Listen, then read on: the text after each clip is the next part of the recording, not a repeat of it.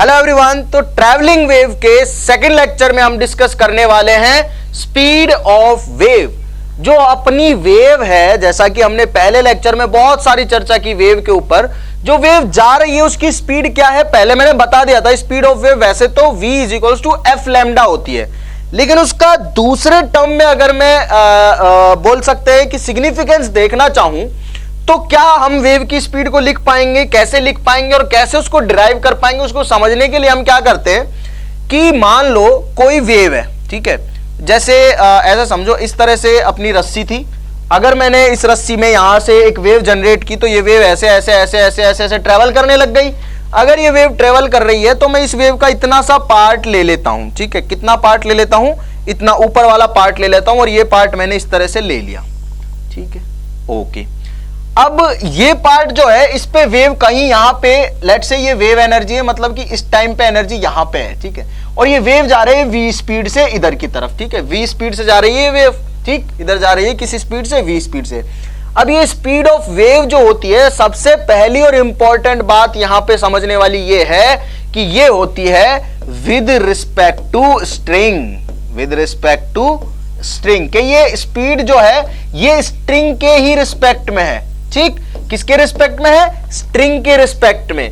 मैं कहां पे बैठ के देख रहा हूं ये स्पीड भी, मैं अगर स्ट्रिंग पे बैठ जाऊं तो मुझे ये चलती हुई दिखाई देगी v स्पीड से। तो अगर ये v स्पीड से जा रही है, ये पार्ट है छोटा सा, यहां पे मैंने ले लिया है इसको, थोड़ा सा 8x जूम करके देख रहा हूं, 8 टाइम्स जूम करके देख रहा हूं, तो होगा क्या उसकी बात समझते हैं। भाई क्लियर सी बात है कि ये एक छोटा सा पार्ट है जिसका मास मैं मान लेता हूं dm, ठीक। ये क्या है? इस स्ट्रिंग का छोटा सा पार्ट है जिसके थ्रू वेव होकर जा रही है, क्या है? dm। अब स्ट्रिंग की छोटी छोटी बातें हैं, उनको मैं लिख लेता हूं कि मास पर यूनिट लेंथ ऑफ स्ट्रिंग जो है, मास पर यूनिट लेंथ जो है स्ट्रिंग का, वो है म्यू किलोग्राम पर मीटर, ठीक है। मास पर यूनिट लेंथ आ गया, म्यू किलोग्राम पर मीटर, ओके। तो जो अपना पार्ट है, इफेक्ट हुआ है स्ट्रिंग में, जो एनर्जी बही है उसके कारण, वो है dm। मान लो भाई dm वाला पार्ट है, एनर्जी कैरी करके ले जा रहा है, ठीक है। अब हुआ क्या, ये चीज समझते हैं। मान लो इस dm पार्ट ने यहां से और यहां तक क्या किया है, इस तरह से सर्कुलर पाथ ट्रेवल किया है, तो इसका मतलब इसका कहीं पे सेंटर रहा होगा, ठीक है। अगर कहीं पे सेंटर रहा है तो इसका मतलब लेट से कि इसने अगर सर्कुलर आर्क में थोड़ा सा ट्रेवल किया है, इस छोटे से पार्ट ने यहां से यहां ट्रेवल किया है एनर्जी ने, तो ये अपने पास क्या हो गया, इसका सेंटर हो गया। और ये जो एंगल है, इस एंगल को मैं मान लेता हूं थीटा, और इस एंगल को भी मैं मान लेता हूं थीटा, ठीक, थीटा थीटा एंगल हो गया। अब क्योंकि एक इंपॉर्टेंट बात क्या है, वो ये है कि क्योंकि अब इसमें एनर्जी फ्लो कर रही है, पहले रस्सी ऐसे थी, अब जब ऐसे ऐसे घूमने लगेगी तो उसमें टेंशन आएगी, जब ऊपर जाएगी तो खींचेगी नीचे की तरफ, और नीचे जाएगी तो ऊपर की तरफ खींचेगी। तभी तो ऊपर जाने के बाद रस्सी नीचे आती है क्योंकि टेंशन उसे खींच रही है, और नीचे जाने के बाद ऊपर उठती है क्योंकि टेंशन उसे खींच रही है। तो टेंशन जो होगी वो होगी भाई रस्सी के अलोंग ही होती है, तो ये हो गई टी, और इधर भी सिमिलरली हो गई टी, ठीक। अब क्योंकि एंगल थीटा है, ये एंगल 90 है, तो ये एंगल 90 माइनस थीटा हो गया, तो भाई क्लियर सी बात है ये एंगल हो गया थीटा, और सिमिलरली ये एंगल हो गया थीटा, ठीक। यानी कि टी का, टेंशन का इधर जो कंपोनेंट आएगा वो आएगा टी कॉस थीटा, और इस वाली टेंशन का इधर कंपोनेंट आएगा वो आएगा टी कॉस थीटा, ठीक। अब इस टेंशन का नीचे कंपोनेंट आएगा टी साइन थीटा, और इस टेंशन का नीचे कंपोनेंट आएगा टी साइन थीटा, मतलब कि टोटल फोर्स जो इधर लगेगा वो होगा 2t साइन थीटा, ठीक है भाई, बहुत अच्छी बात है। अब क्योंकि ये पार्ट ने सर्कुलर आर्क में ट्रेवल किया है, तो इसके पास सेंट्रीपिटल फोर्स तो होना पड़ेगा। अगर कोई पार्टिकल सर्कुलर पाथ में ट्रेवल कर रहा है, चाहे वो छोटा सा सर्कुलर आर्क ही क्यों ना हो, उसके पास सेंट्रीपिटल फोर्स होना जरूरी है। या मैं रस्सी पे बैठ के देखूंगा, मतलब एक्सेलरेटेड फ्रेम में बैठ के देखूंगा, या फिर मैं मूविंग फ्रेम में बैठ के देखूंगा, तो उसके पास सेंट्रीफ्यूगल फोर्स होना जरूरी है। क्योंकि मैं हमेशा सेंट्रीपिटल फोर्स लेके काम करता हूं, तो मैं यहां पे सेंट्रीपिटल ही मान के चल रहा हूं कि क्योंकि इस डीएम ने छोटा सा सर्कुलर आर्क में ट्रेवल किया है, तो इसके पास होना चाहिए सेंट्रीपिटल फोर्स। अब वो फोर्स कहां से आएगा? Towards the center along the radius. तो towards the center along the radius एक फोर्स लग रहा है 2t साइन थीटा, और यही वो फोर्स है 2t साइन थीटा जिसने अपने डीएम मास को क्या दिया है? सेंट्रीपिटल फोर्स दिया है, तो dm into v square upon r आ गया, ठीक है, क्योंकि v स्पीड से चल रही है अपनी वेव, राइट। अब अगर v स्पीड से चल रही है और ये थीटा बहुत स्ट्रॉन्ग है, मैं ये छोटा है, मतलब कि थीटा इज, ये प्री अजम्पशन से अपने थीटा इज वेरी स्मॉल, अगर थीटा वेरी स्मॉल है तो अपन क्या साइन थीटा को थीटा लिख सकते हैं, साइन थीटा को नियरली इक्वल टू थीटा लिख सकते हैं, तो भाई ये हो जाएगा 2t इंटू थीटा बराबर dm। अब dm क्या है, dm देखो इस छोटे से मास का, इस छोटे से एलिमेंट का मास है। अब एलिमेंट का मास कितना होगा भाई, एलिमेंट का मास मतलब ये वाला छोटा सा एलिमेंट है, ये पूरा यहां से और यहां तक का, यहां से और यहां तक का इस एलिमेंट का मास है, ठीक है, ये पूरा ही एलिमेंट मान रहा हूं मैं, वेव मान रहा हूं किसी टाइम पे, यहां पे एलिमेंट ये पूरा है, ठीक है, समझ में आ गया। तो इस छोटे से एलिमेंट का जो मैंने ये एलिमेंट लिया है इसका मास कितना होगा, क्योंकि पूरी रस्सी का जो यूनिट लेंथ में मास है वो है म्यू, तो इतनी लेंथ में मास कितना हो जाएगा, म्यू इंटू इतनी लेंथ, क्योंकि यूनिट लेंथ में मास है म्यू, तो इतनी लेंथ में कितना हो जाएगा, इतनी लेंथ में हो जाएगा म्यू इंटू इतनी लेंथ। अब ये लेंथ कितनी है, ये हो जाएगी 2 थीटा इंटू आर, अगर इसकी रेडियस आर है तो हो जाएगी 2 थीटा इंटू आर, तो लिखूंगा यहां पे mu into 2 theta into R, ठीक है। इस लेंथ को कैसे निकालूंगा भाई, रेडियस इंटू एंगल, एंगल है 2 थीटा, रेडियस है आर, तो ये हो गया अपने पास में, ठीक, और वी स्क्वायर अपॉन आर आ गया, ठीक। आर से आर कैंसल आउट, 2 थीटा से 2 थीटा कैंसल आउट, टी नहीं होगा sorry, T as it is रहेगा, तो v की वैल्यू आ गई अपने पास under root T upon mu. अगर मुझे टेंशन पता है रस्सी में, रस्सी का पर यूनिट लेंथ का मास पता है, तो मैं लिख सकता हूं उसमें जो स्पीड से वेव जा रही है वो हो गया under root T upon mu. किस पे डिपेंड करेगी, टेंशन, यानी कि रस्सी में जो टेंशन आई है और रस्सी का खुद का पर यूनिट लेंथ का जो मास है, ठीक है, यानी कि मास ऑफ रस्सी, डेंसिटी ऑफ रस्सी पे डिपेंड करेगी और टेंशन पे डिपेंड करेगी जिस भी स्पीड से वेव जा रही है, ठीक है। अब क्योंकि अगर टेंशन को मैं कांस्टेंट रखूं तो स्पीड ऑफ द वेव जो है पर यूनिट लेंथ मास के क्या हो गई, इनवर्सली प्रोपोर्शनल हो गई, यानी कि पर यूनिट लेंथ में जितना ज्यादा मास स्पीड उतनी कम, मोटी रस्सी पर यूनिट लेंथ में ज्यादा मास तो स्पीड कम, पतली रस्सी तो स्पीड ज्यादा, डिपेंड करेगा टेंशन पे भी, टेंशन अगर कांस्टेंट मान रहा हूं तो बात कर रहा हूं, ठीक है, जनरल बिल्कुल बात थी, बेसिक बात थी। क्या किया हमने, एक छोटा सा एलिमेंट लिया जिसका मास माना मैंने डीएम, इस पूरे एलिमेंट का मास है डीएम, ठीक है, इस पूरे एलिमेंट का मास क्या है, डीएम है। डीएम मास पे टेंशन लग रही थी, इधर टी, इधर भी लग रही थी टी, क्योंकि ये खींच रहा था दोनों तरफ से, उसका कंपोनेंट किए। अब मैं मान रहा हूं कि डीएम मास ने एक सर्कुलर पाथ में ट्रेवल किया, क्योंकि ये खुद एक सर्कल है, एनर्जी जो जाएगी वो क्या करेगी, एनर्जी जो जाएगी वो क्या करेगी, इस पाथ के अलोंग ट्रेवल करके जाएगी, एनर्जी ऐसे ही तो ट्रेवल करके जाती है, तो इस पाथ के अलोंग ट्रेवल किया है, तो एनर्जी ने क्या किया है, एनर्जी ने किया है यहां से यहां तक सर्कुलर पाथ ट्रेवल, तो अपने डीएम मास के पास में क्या होना चाहिए, एक सेंट्रीपिटल फोर्स होना चाहिए जो मिलता है 2t sin थीटा के कारण, तो स्पीड आ गई under root T upon mu. अब हम बात करते हैं इस पे बेस सवालों की, और जितने भी तरह के सवाल बनाए जा सकते हैं वो मैंने यहाँ पे इंक्लूड किए हैं, तो उनको आप नोट करते हुए चलेंगे। अगर पहले से पढ़ा हुआ है तो ऑब्वियसली आप इनको सॉल्व भी कर सकते हैं। ये भाई 10 मीटर की लेंथ है, एम मास लगा हुआ है, मुझे क्या बोला है, म्यू दिया हुआ है 10 ग्राम पर मीटर। मुझे बोला गया है कि यहां से अगर मैं एक छोटी सी पल्स जनरेट कर दूं तो इस पल्स को इस एंड से और इस एंड तक पहुंचने में, मतलब 10 मीटर चलने में कितना टाइम लगेगा। अब टाइम कैसे निकालूंगा मैं, अगर मेरे पास v होगा तो टाइम निकाल पाऊंगा मैं। कैसे निकालते टाइम, देखो v इक्वल्स टू होता है x अपॉन टी, तो टाइम हो जाएगा अपने पास x अपॉन v, और v यानी कि speed of wave, speed of wave. अब ये जो वेव पल्स जिस स्पीड से आ रही है वो पता चल गई मुझे, तो डिस्प्लेसमेंट तो पता है मुझे 10 मीटर, तो उसमें डिवाइड कर दूंगा तो कितना आ जाएगा, टाइम आ जाएगा जी। अब स्पीड ऑफ द वेव क्या होती है भाई, स्पीड ऑफ द वेव होती है v equals to under root T upon mu, ठीक है, under root T upon mu होगी। अब टेंशन क्या होगी, क्योंकि ये मास m है तो नीचे लगेगा mg और ऊपर लगेगा टेंशन, ठीक, क्योंकि ऐसा कुछ नहीं लिखा गया है कि एक्सेलरेट कर रहा है, ये वो इक्विलिब्रियम में अपन ऐसा मान के चल रहे हैं, तो टेंशन की वैल्यू हो गई है mg के बराबर। अगर टेंशन की वैल्यू mg के बराबर है तो यहां पे लिखते हैं टेंशन की वैल्यू, तो अंदर आएगा अपने पास में mg डिवाइडेड बाय मास पर यूनिट लेंथ कितना है, 10 ग्राम पर मीटर। अब इसको क्या कर लेते हैं, किलोग्राम पर मीटर में चेंज कर लेते हैं, तो ये हो जाएगा भाई 10 इंटू 10 टू पावर -3 किलोग्राम पर मीटर, ठीक है। 1 ग्राम में कितने होते हैं, 10 टू पावर -3 किलोग्राम होते हैं, तो ये आ जाएगा अपने पास 10 टू पावर -2 किलोग्राम पर मीटर। -3 और 1 कितना हो गया, -2 हो गया। ठीक, तो ये आ गया अपने पास में mg अपॉन 10⁻⁻2 va, यानी कि आ गई स्पीड। ठीक है, स्पीड आ गई। अब मास कुछ भी हो यार, यहां पे रख के देख लेना, जो भी 10 किलोग्राम मान लो, 20 किलोग्राम मान लो, जो मर्जी हो यहां पे रख के देख लेना। ठीक है, जैसे ही मेरे पास स्पीड आ गई, अब मुझे पता चल गया कि ये वेव पल्स जो जनरेट हुई है, इसमें इस करने से ये जो एनर्जी का फॉर्म आया है ये यहां तक जाएगा, और यहां तक जब जाएगा तो कितना चलेगा, 10 मीटर। तो 10 मीटर चलने में टाइम कितना लगेगा, 10 मीटर डिवाइडेड बाय स्पीड कितनी है, √mg अपॉन 10⁻⁻2, यानी कि √100 mg। ठीक है, अब 100 से ये √100 से 10 कट जाएगा, तो ये 1/√mg आ जाएगा अपने को लगने वाला टाइम। तो भाई यहां से और यहां तक कितनी देर में पहुंची, 1/√mg टाइम लगा, सेकेंड। ठीक है, बिल्कुल बेसिक बातें हैं। ये पहले तरह का सवाल है जो आपको देखने को मिल सकता है किसी भी एग्जाम में, और अगर मैं अप्रोप्रिएटली बात करूं तो जेईई मेंस में आसान है, लेकिन कोई दिक्कत नहीं है, कॉन्सेप्ट आएगा वही कर पाएगा।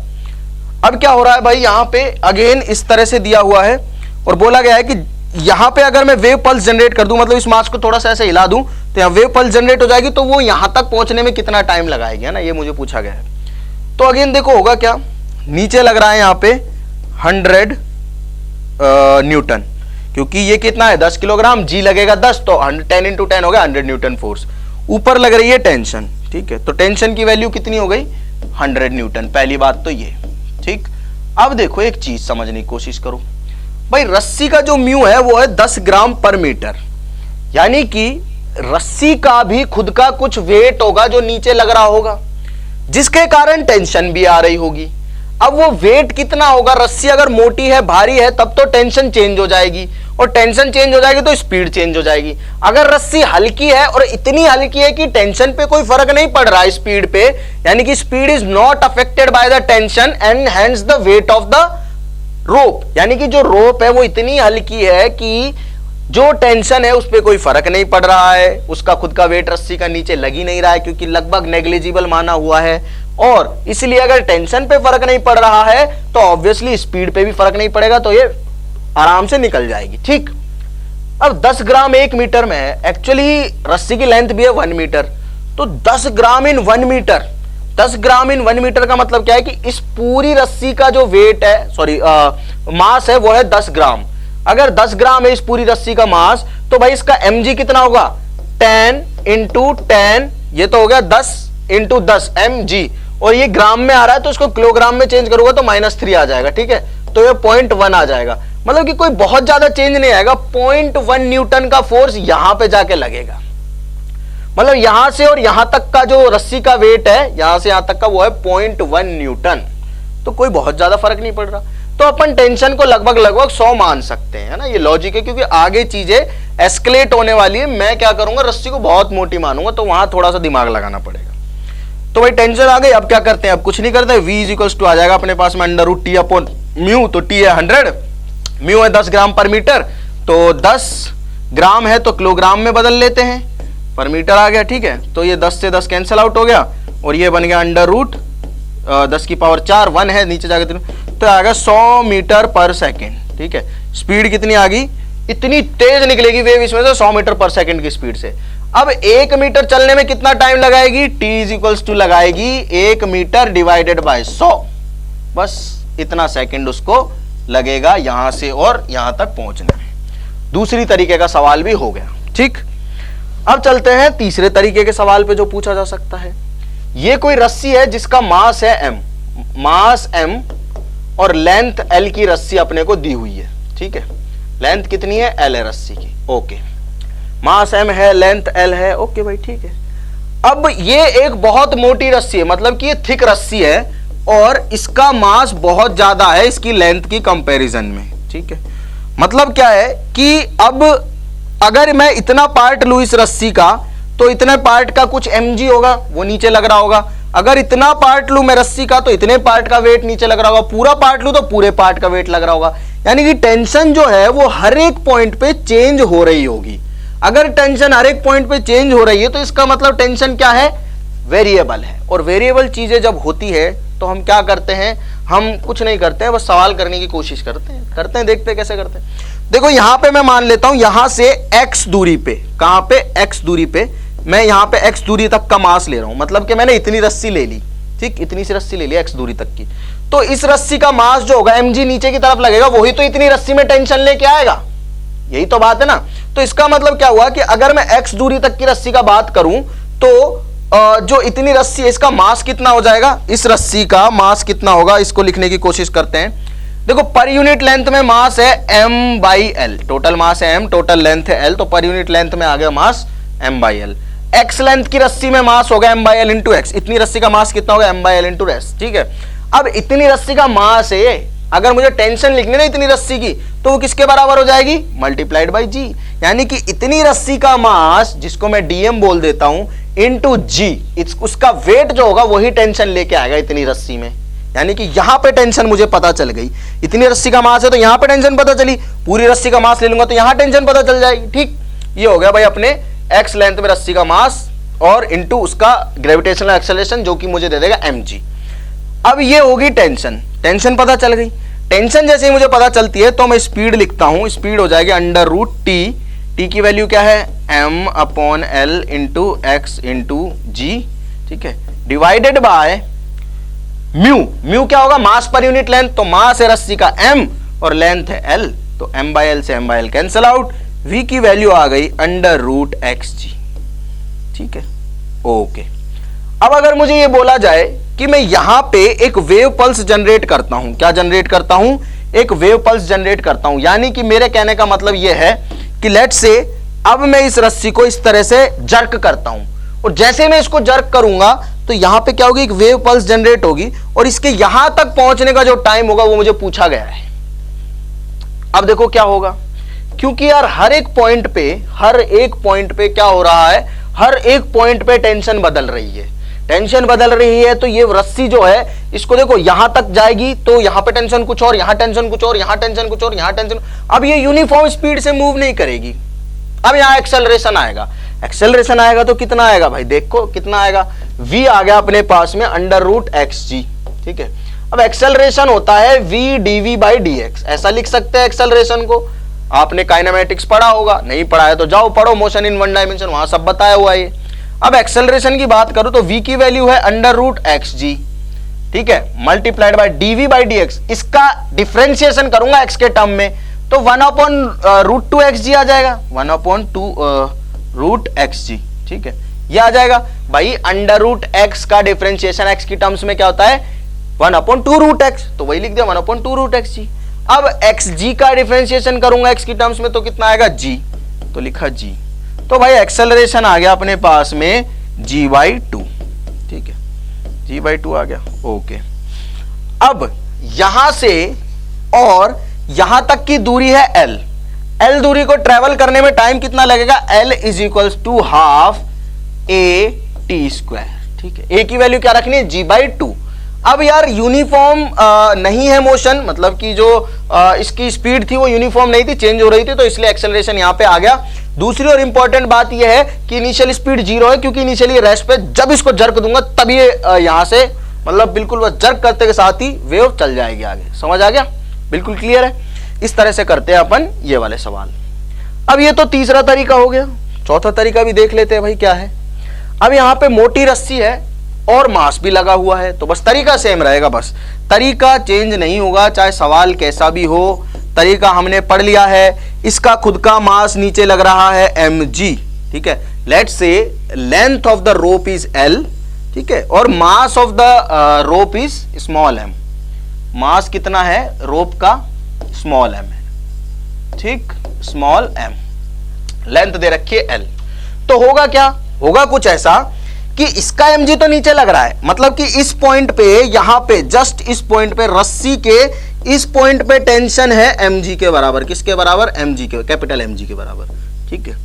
लेकिन जैसे जैसे मैं ऊपर जाता जाऊंगा रस्सी का भी तो मास ऐड होता रहेगा, तो वही काम करना है फिर से। x दूरी का अगर मैं बात करूं तो x दूरी का यहां पे टेंशन कितना होगा, टेंशन हो जाएगा, एक तो mg ऐड हो रहा है प्लस इतनी रस्सी का मास नीचे की तरफ टेंशन लेके आएगा, मतलब कि mg तो ऑलरेडी लग रहा है और इतनी रस्सी का मास भी तो नीचे mg लगाएगा, जिसकी वजह से टेंशन आएगी यहां पे। तो टेंशन कितनी आएगी, टेंशन आ जाएगी mg, टेंशन की वैल्यू जो होगी वो होगी mg प्लस इतनी रस्सी का मास इनटू ग्रेविटेशनल एक्सेलरेशन। इतनी रस्सी का मास कितना है, वही जैसे पहले लिखा था, पर यूनिट लेंथ का रस्सी का मास है m, l लेंथ में, तो x लेंथ में हो जाएगा m by L into x, multiply कर दूं इसको g से, तो ये आ गया अपने पास में इतनी लेंथ का वेट। ठीक है, इसका वेट हो गया mg और इसका वेट हो गया m by L into x into g. अब ये तो आगे टेंशन, अब मुझे स्पीड निकालनी है, तो स्पीड निकालूंगा भाई अंडर रूट टी यानी कि mg plus small m upon L into x into G divided by mass पर यूनिट लेंथ ऑफ रोप। तो रोप का मास पर यूनिट लेंथ क्या है, स्मॉल m अपॉन एल। ठीक है, अब वही सेम प्रोसीजर v को लिखूंगा, सॉरी a को लिखूंगा v dv बाई dx। ठीक है, और a आ जाएगा और वहां से l is equals to half a t square कर दूंगा। ठीक है, तो ये प्रोसीजर चलेगा अपना हर एक सवाल को करने में। अब चाहे कहीं पे भी किसी भी तरह की रस्सी दी गई हो, मुझे किसी भी तरह का मास दिया हो, वेटलेस हो रस्सी, चाहे रस्सी का खुद का वेट हो, मैं सवाल कर सकता हूं। क्यों कर सकता हूं, क्योंकि मैंने पढ़ लिया है कि प्रॉपर तरीका क्या है, प्रॉपर अप्रोच क्या है, और रस्सी की जो स्पीड होती है वो क्या है, वो होती है under root T upon mu. रस्सी की नहीं, सॉरी वेव की स्पीड। वेव की स्पीड क्या होती है, जो रस्सी में ट्रेवल कर रही है वो होती है under root T upon mu. ठीक है, दो स्पीड होती है रस्सी की, सॉरी वेव की। पहली स्पीड जो होती है वो होती थी एफ लैम्डा, जो कि वेवलेंथ और फ्रीक्वेंसी की टर्म्स में होती है। टेंशन और मास पर यूनिट लेंथ की टर्म में बात करें तो under root T upon mu. तो नोट डाल के लिख लेंगे जो भी चीजें हमने बात करी है, जो उतारना है उतारो, नहीं उतारना कोई दिक्कत नहीं है। आई होप आप लोगों को ये लेक्चर समझ में आया, अच्छा लगा तो प्लीज लाइक जरूर करें और कमेंट करें अगर कोई भी थॉट आपके दिमाग में आती है इस लेक्चर के रिगार्डिंग। और प्रीवियस लेक्चर जरूर देखें क्योंकि अच्छे से एक्सप्लेन किया हुआ है और आपको वेव्स के अच्छे कॉन्सेप्ट समझ में आ जाएंगे। उसके अलावा वहां से सवाल ज्यादा आते हैं, यहां से सवाल जनरली कम आते हैं। एक कॉन्सेप्ट है जिसे आगे हम यूज करेंगे पावर और इंटेंसिटी पढ़ने के लिए, इसलिए इसे पढ़ाया जाता है। Thank you.